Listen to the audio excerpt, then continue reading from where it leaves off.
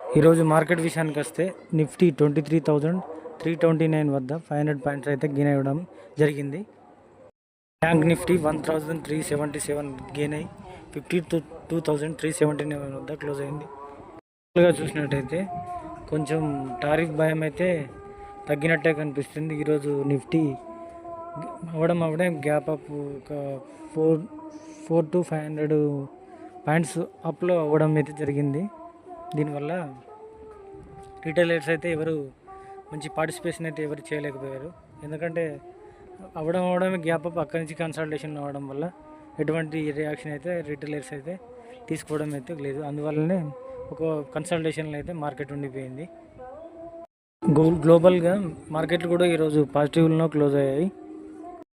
రోజు సోమవారం నైట్ కూడా మరి అమెరికన్ మార్కెట్స్ కూడా బాగానే రియాక్ట్ అయ్యి మంచి పాజిటివ్లో క్లోజ్ అయ్యాయి.